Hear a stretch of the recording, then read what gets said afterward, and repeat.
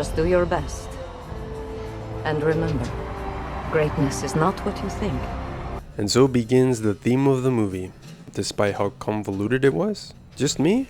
It felt very vague and unclear what the movie was about. Let me know your interpretation.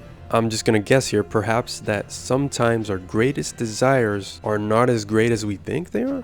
Alright, look, I know this is the second point. This is the second analytical point I'm gonna make, and it might be a little early for this, but I'm a big Tomb Raider fan, and I found a lot of similarities between Tomb Raider and here.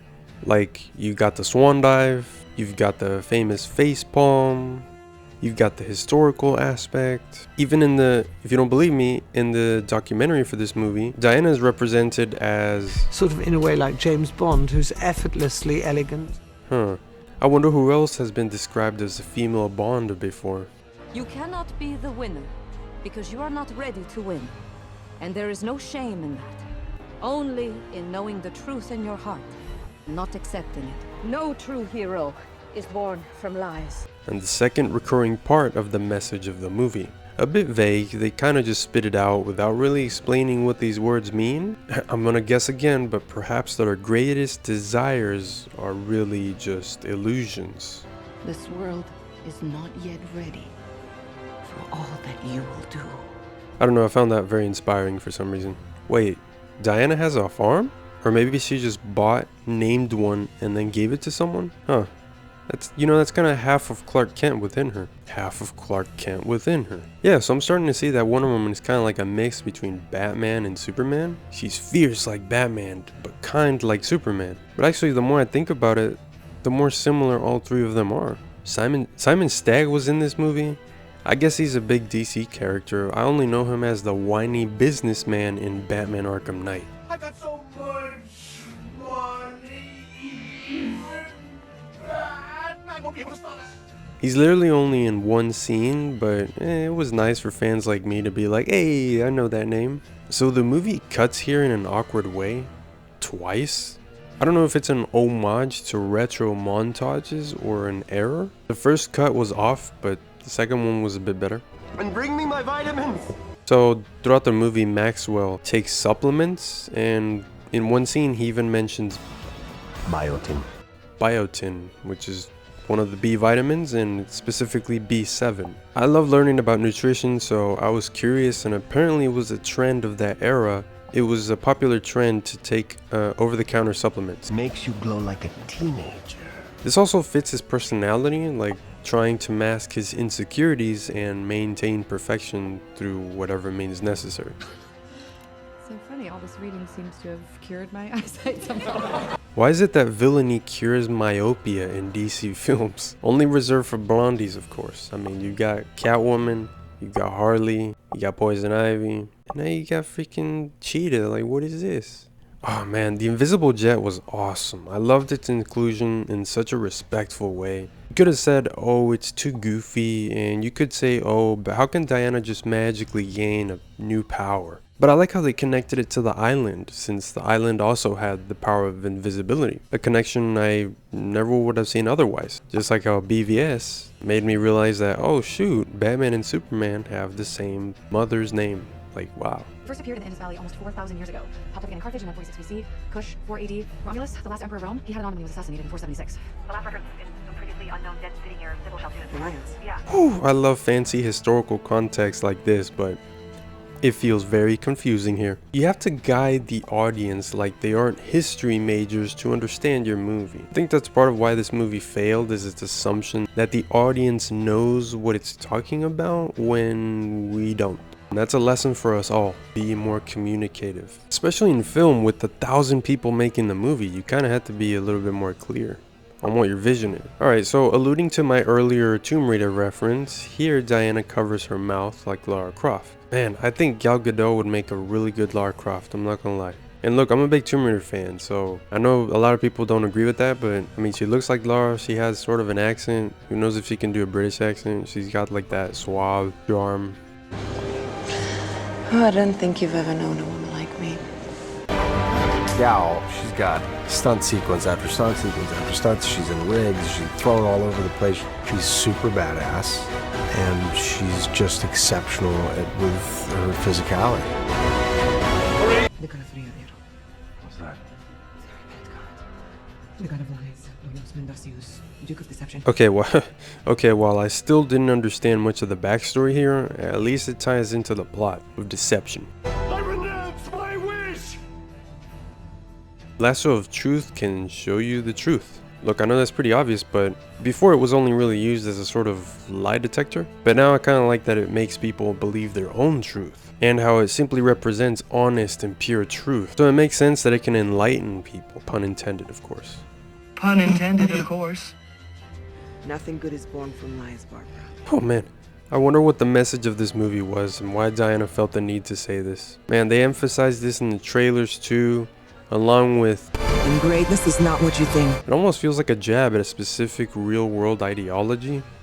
In universe, it could point towards the wishes granted by Pascal and the havoc they wreaked on the world. For Cheetah, it's pretty much just that this new form is just an illusion. It's not who she really is. So yeah, the controversial DCEU movie. Well, the most controversial one anyway. BVS had its fans, but this was almost universally disliked by the internet. It sucks that this thought tainted the back of my mind as I watched this. I gotta say, I found it decent. I think there's a lot to get out of a rewatch too. The connection between the historical aspects of the movie to our world. The moral themes like truth versus deception, and greed as a powerful destroyer of humanity. Well, destroyer of gods too, I guess. I mean, this felt very much like a Wonder Woman story. You've got the political stuff, you've got the godly, legendary stuff that makes everything normal just a bit more mythical, and the inclusion of an homage to the 80s/retro movies. If you've ever watched the usual movie pre-90s era, and no, I don't mean like the best movies like Star Wars or Terminator, I mean movies that were popular but not necessarily hailed, like Supergirl for example. If you watch those kinds of movies around that time that weren't like amazing or anything, you get used to that sort of vibe. Old movies and shows really test your patience. Stories nowadays are so quick and flashy, everyone looks perfect in them. So I like that this one tried to merge both cinematic worlds. For example, it felt strange watching the mall scene. You're watching an old style take on storytelling and acting through a modern crisp lens. Look, I don't know, I'm the type of person that likes to see the good in everything. You might roll your eyes, but I truly think that. Especially with how film creation is such a complex process with thousands of people required to make one. There's always something to appreciate, whether it be how they shot a scene, an actor's performance, musical score, etc. You want to make a movie with these very ambitious techniques, and we knew that it would be hard, but it totally showed up in the film, and so it ends up being completely worth it, but it was probably one of the more exhausting films I'll ever do. No doubt. With that being said, I'm going to tackle the controversial topic of the movie first. The Steve Trevor body swap. Basically, Steve isn't real. His consciousness is merely infused into the body of another guy. You can have all kinds of opinions on this. You can be distraught that Diana chose to lay with the man, despite the man not having any say in the matter. I mean, I see it through a very complex lens. Like, I think it gives Diana depth that she's allowed this flaw to flourish. She's not perfect. She tells Barbara this. Barbara, my life hasn't been what you probably think it has. We all have our struggles. For example, the woman we see in BVS doesn't really strike me as someone who went through her life squeaky clean. She feels like kind of like Batman, where she has a darker past. The only reason we never really saw anything dark from her previously is because if people got upset over this moment in Wonder Woman 84 with Steve Trevor, they really couldn't handle Diana doing anything morally wrong. There's even old concept art of BVS where Diana's with these old soldiers and she literally has a severed head in her hands. Like, this is the kind of Wonder Woman that they were gonna go for. Actually, it's kind of funny how Diana in the first movie was a powerful, heroic figure who inspired others to fight in a war setting. Now it's the other way around. It's the Cold War, there's not really an obvious war, things are more complicated, and Steve is now the one that has to reel Diana in. First off, I want to welcome Pedro Pascal's villain into the growing DC film roster. I think he plays the suave, experienced businessman very, very well. But also his nuanced character performance that almost reminds me of young Pacino and De Niro. It's true what Patty said in that documentary. I can totally see Pacino/De Niro influence. He's just like a completely different person here. Pedro always had a certain childish charm about him, but in Max, he's childish in an insecure way. Like a man who rose to fame and money but didn't grow their emotional intelligence. He perfectly represents the movie's theme on filling a void with illusions. Ah man, I love when they give a human protagonist a meta-human antagonist, and they give a meta-human protagonist a human antagonist. It just makes for an interesting writing challenge, and it's really satisfying to watch unfold. You know, I really liked her in this movie. The Barbara Minerva parts were done really well, but it's when she turns evil and into Cheetah that I thought wasn't done very well, to be honest. Like I think they could have shown hints of her insecurity early on and slowly ramp it up until she becomes this feral predator. It feels kind of like an automatic switch, like Anakin Skywalker. It's not very gradual, I suppose. Like, she's obviously pretty and gets attention from guys like that drunkard. It's just she was always in her shell. I do think it would have been important to know why everyone treated her badly before. I don't think it was just out of nowhere.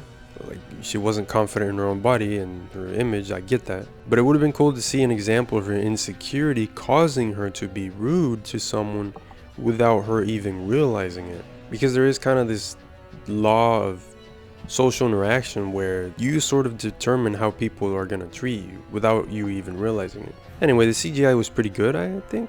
It was so dark in the final fight for some reason, so you couldn't really see anything. Although that was probably on purpose. Alright, script is done. That was Wonder Woman 84. Next is Zack Snyder's Justice League, which, man, that's like, isn't that like 4 hours, man? I actually already watched it as recording this recording. But, man, that's gonna, my BVS videos were like, what, like 30-40 minutes combined, because I made 2 parts. And that video is gonna be like, oh man, man, I try to make these short because I'm just me. I record, I edit, I do all this, so I don't have a team. So yeah, I mean, I'm glad it's for Zack Snyder's Justice League. I'm watching Peacemaker right now, and that is a TV show and it's 6 episodes, so that's a little shorter than Zack Snyder's Justice League. But I had a lot of fun watching that. Rewatching it actually, because I watched it back in 2021 when it came out. That was so much fun. Okay, look, this is a new format I tried for this video. Let me know if you like it, because I was getting copyright claims and I was getting like copyright claims, and finding like clips for every second of the video was so exhausting. So let me know if you like this more.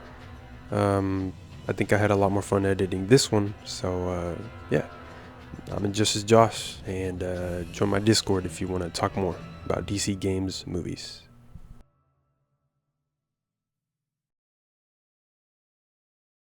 There's something so profound in the story that we chose to tell that we should just let go and accept the truth. What we have is beautiful and it's enough.